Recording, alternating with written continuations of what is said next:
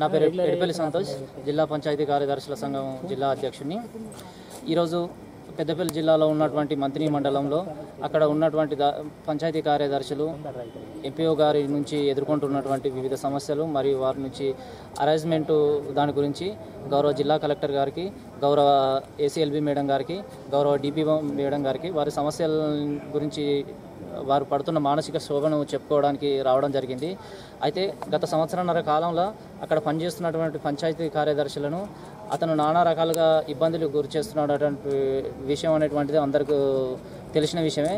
అతను మానసికంగా వేధిస్తూ ముఖ్యంగా మహిళా కార్యదర్శుల పట్ల సమయపాలన లేకుండా రాత్రి 11-12 గంటలకు కూడా ఫోన్ చేస్తూ వివిధ రకాలుగా మాట్లాడుతూ మరి ఆఫీస్లో ఉన్నప్పుడు కూడా వివిధ రకాలుగా మాట్లాడుతున్నారు అనేటువంటి దాన్ని ఇక్కడ సార్ వాళ్ళ దృష్టికి తీసుకురావడం జరిగింది.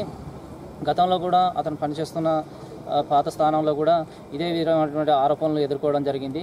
దాదాపు సంవత్సరంన్నర కాలంలో వీళ్ళను అనేక రకాలుగా ఇబ్బందికి గురి చేయడం జరిగింది. కానీ ఇక్కడ పంచాయతీ కార్యదర్శులు అనేటువంటి వాళ్ళు మన జిల్లాలో ఉన్న ప్రతి ఒక్కరు కూడా చాలా బాధ్యతాయుతంగా జిల్లాను ముందు వరుసలో ఉంచడానికి చాలా కృషి చేస్తున్నారు.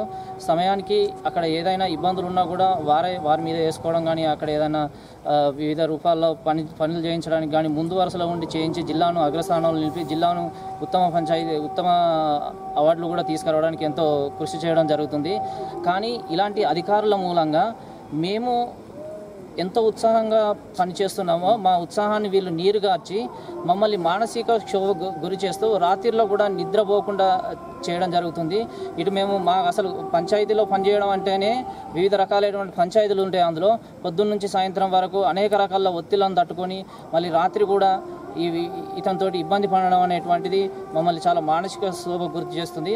అసలు అతని మూలంగా మేము గ్రామాలలోకి వెళ్ళి పనిచేసే పరిస్థితి అక్కడ ఆ కార్యదర్శులకు లేదు. కాబట్టి ఉన్నతాధికారులు స్పందించి మా సమస్యను పరిష్కరించాలని మేము వాళ్ళని మనస్ఫూర్తిగా వేడుకుంటున్నాం. ఎంపీఓ గారి వల్ల చాలా మానసికంగా వేదనకు గురవుతున్నాము. ఎందుకంటే వాళ్ళ చిన్నపిల్లల్ని వదిలేసి ఇంట్లో వర్క్కి వెళ్తూ ఉంటారు. కానీ ఇంకా అక్కడ చిన్నపిల్లల్ని చూసుకునే హస్బెండ్లని వీళ్ళు దీనికే పనికి వస్తారు, ఇంకా దేనికి పనికి రారని చెప్పేసి భార్యల ముందట అగౌరవంగా కించపరచడం లాంటివి, ఫొటోస్ లేడీస్కి సంబంధించిన ఫోన్స్ తీసుకొని వాళ్ళ పర్సనల్ ఇష్యూస్ ఏమున్నాయని చెప్పేసి చూడడము. ఒకవేళ లేకపోతే ఈవినింగ్ టైంలో కొంచెం లేట్ అయిన ఒక రిపోర్ట్ కానీ ఇవ్వడానికని వెళ్ళాలంటే ఖచ్చితంగా అక్కడ మండల ఆఫీస్లో ఎవరు లేకపోయినా సరే నువ్వు ఖచ్చితంగా వెళ్ళి అక్కడ ఇవ్వాల్సిందే. అక్కడ ఎవరు లేకపోయినా పైన షెల్టర్ మీద అయినా వేసేసి వెళ్ళాల్సిందే అని చెప్పేసి ఒక టైం అంటూ అనేది ఉండదండి లేడీస్కి. ఎప్పుడు పడితే అప్పుడు కాల్ చేస్తున్నారని మంత్రి మండలం ఉన్న కార్యదర్శులందరూ, మహిళా కార్యదర్శులందరూ చాలా మటుకు సార్కి, ప్రెసిడెంట్ గారికి మేము చెప్పుకోవడం జరిగింది. దీన్ని కూడా మెల్లిమెల్లిగా ఇష్యూస్ తీసుకొచ్చి మనం కలెక్టర్ గారికి చెప్తే మా ప్రాబ్లం ఇష్యూ అనేది క్లియర్ అవుతుందని చెప్పేసి మేము ఇక్కడికి వచ్చి రావడం అనేది. ఒకటనే కాదు, ప్రతి ఒక్క అమ్మాయికి ఏదో ఒక ప్రాబ్లంలో, ఒక్కరని ముందు కాదు, ప్రతి ఒక్క అమ్మాయిలో ఏదో ఒక ఇష్యూని తీసుకొని వస్తారు.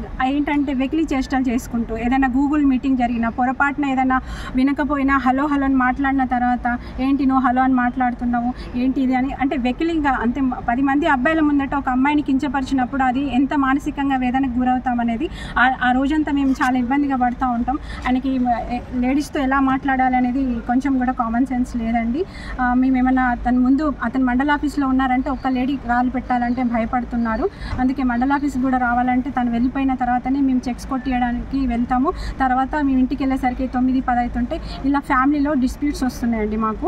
కాబట్టి మాకు ఈ ఎంపీఓ గారి వల్ల మాకు ఇంత మానసికంగా వేదనకు గురి చేసిన ఈ ఎంపీఓని మాలాగా ఇంకా వేరే మండలికి షిఫ్ట్ చేసినా కూడా అక్కడ కూడా అమ్మాయిలు ఉంటారు. అట్ ద సేమ్ టైం మేము 1,00,000 అండి పొలిటికల్ ప్రెజర్స్ ఉంటాయి, మాకు బయట ప్రెజర్స్ ఉంటాయి. పై ఆఫీసర్లే అర్థం చేసుకోవాలి మా ప్రాబ్లమ్ని. కానీ పై ఆఫీసర్లే వీళ్ళు వస్తారు వాళ్ళు వస్తారు ఇట్లా అని చెప్పేసి మా దగ్గర నుంచి డబ్బులు లాగడం అనేది అది మాకు వచ్చే శాలరీస్ మేము ఫ్యామిలీని నడుపుకోవడమే చాలా కష్టమవుతుంది.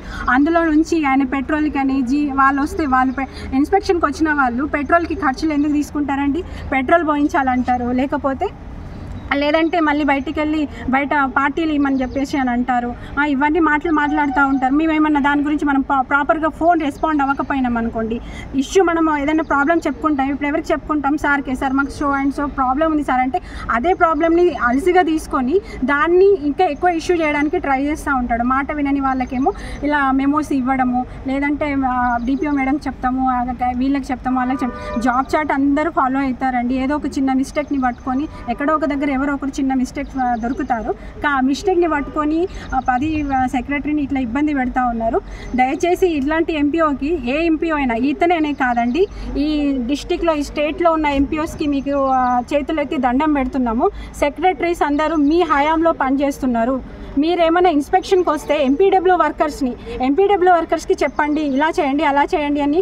వాళ్ళ ముందు కించపరిచేటట్టు మాట్లాడకండి, జనాల ముందట మాట్లాడకండి. ఎందుకంటే రేపు జీపీకి వెళ్తాము, వాళ్ళు మా ముందట ఏంటంటే వీళ్ళ దగ్గర ఇంత ఉందా అని చెప్పేసి మమ్మల్ని కించపరుస్తున్నారు. ఓపీఎస్ జేపీఎస్ అని పై ఆఫీసర్లే కించపరుస్తూ ఉంటే ఇంకా ఓపీఎస్ వాళ్ళు ఎలా వర్క్ చేస్తారండి? ఇక్కడ మేమందరం ఒకటే రిటర్న్ టెస్ట్ రాసి వచ్చినాము. జేపీఎస్ ఓపీఎస్ అని కన్వర్షన్ దాంట్లో కూడా ఇబ్బంది గురి చేస్తూ ఉంటాడు, తీపిచ్చేస్తామని అని మాట్లాడుతూ ఉంటాడు. ఇవేనండి ఎక్కడ చూసినా స్టేట్లో ఏ సెక్రటరీ అయినా ఇదే ప్రాబ్లం ఫేస్ చేస్తున్నారు. దయచేసి ఎంపీఓస్ కానీ ఎవరైనా మా పై అధికారులు మాకు సపోర్ట్ చేయండి, మా ద్వారా వర్క్ చేయించుకోండి. అంతేగాని మీరే చేయట్లేదు, మీరు ఇంట్లో ఉండి కూర్చొని శాలరీస్ తీసుకుంటున్నారా, మీరు ఇంట్లో ఉండి కూర్చొని ఇది చేస్తున్నా అంటే, ఇంట్లో ఉండి కూర్చునే వాళ్ళమైతే మేము బిజినెస్లో వేసుకుంటామండి. గవర్నమెంట్లో మేము వచ్చి పంచాయతీ ఆఫీస్లో పనిచేస్తున్నామంటే మేము ఒక పబ్లిక్కి సర్వీస్ చేయాలనే ఉద్దేశంతో చాలామంది వస్తారు, ప్యాషన్స్తో వస్తారు. దాన్ని కూడా అలసిగా తీసుకొని కూడా మాట్లాడే పై అధికారులు ఉన్నారు. కాబట్టి దయచేసి ఇది ఒక మా మండల ఎంపీఓకే అని కాదు, స్టేట్లో ఉన్న ఎంపీఓస్ కానీ పై ఆఫీసర్లకు కానీ చెప్పేది ఒకటే అండి, పంచాయతీ సెక్రటరీకి స్వేచ్ఛనివ్వండి. స్వేచ్ఛ నుంచి వాళ్ళని వర్క్ చేయించుకోండి. పల్లె ప్రగతి అనేది ఖచ్చితంగా అనేది సెక్రటరీ ద్వారానే అవుతుంది. దయచేసి ఇది అర్థం చేసుకొని మాకు ఇలాంటి ఎంపీఓస్ పై ఆఫీస్ ద్వారా మాకు ఇట్లా ప్రాబ్లమ్స్ వస్తే మాకు కమిషనర్ వాళ్ళు సపోర్ట్గా ఉంటారని మేము కోరుకుంటున్నాం. మా బాధని అర్థం చేసుకుంటారని అనుకుంటున్నామండి. ఇక్కడ ముందైనా పై ఆఫీసర్లు కొంచెం మాకు గైడెన్స్ ఇచ్చి జాగ్రత్తగా వర్క్ చేసుకునేటట్టు చేయించుకునేటట్టు చేయండి. నా పేరు భాగ్యలక్ష్మి, మంత్రి మండలిలో సెక్రటరీగా వర్క్ చేస్తున్నాను. మేము 2019 నుంచి మేము మంత్రి మండలిలోనే ఒకే జీపీలో 5-6 సంవత్సరాల నుంచి కూడా వర్క్ చేస్తున్నాము. ఫస్ట్ నుంచి కూడా మేము చాలా స్వేచ్ఛగా, అందరూ సెక్రటరీలు కూడా చాలా పని అంటే కాన్సన్ట్రేట్గా చేసే సెక్రటరీలే ఉన్నారు. కాకపోతే 1.5 ఇయర్ నుంచి ఇప్పుడు ఈ ఎంపీఓ ఆరిఫ్ హుస్సేన్ ఎప్పుడైతే వచ్చారో మాకు ఫస్ట్ స్టార్టింగ్లో కొంచెం బాగానే ఉన్నా, ఇప్పుడు మాత్రం వ్యక్తిగతంగానైనా లేకపోతే పని విషయంలో చిన్నగా జస్ట్ ఒక ఫోన్ చేసేసి ఎక్కడ ఉన్నారో అది ఇది అనుకుంటా ఇప్పుడు ఇన్స్పెక్షన్కి వస్తాను జస్ట్ ఇప్పుడిప్పుడే ఇన్ఫర్మేషన్ లాక్కొని ఈ డిపిఓ దాకా తీసుకెళ్తా, కలెక్టర్ దాకా తీసుకెళ్తా, మెమోస్ ఇష్యూ చేస్తా అనేది వ్యక్తిగతంగా ఫోన్లలో మాట్లాడుకుంటూ చాలా టార్చర్కి గురి చేస్తున్నారు. దీనివల్ల మహిళా సెక్రటరీస్ అంతా కూడా మెంటల్గా చాలా ప్రెషర్గా ఫీల్ అవుతున్నాము. మాకు సమస్యలు ఉంటాయి ఇంటి దగ్గర నుంచి, డ్రైవ్ చేసుకుంటూ వస్తుంటే కూడా మైండ్ అనేది వర్క్ చేయట్లేదు అసలు. ఫస్ట్ ఆఫ్ ఆల్ తనను నిజంగా మేము బాగా ప్రెషర్కి గురవుతున్నాం కాబట్టి ఆ ఎంపీఓ గారిని ఇక్కడ నుంచి మండలి నుంచి తీసేసి మాకు విముక్తి కలిగించి మేము స్వేచ్ఛగా పనిచేసుకునేలాగా చేయాలని మిమ్మల్ని వేడుకుంటున్నాం. For more videos like this, subscribe Big TV channel.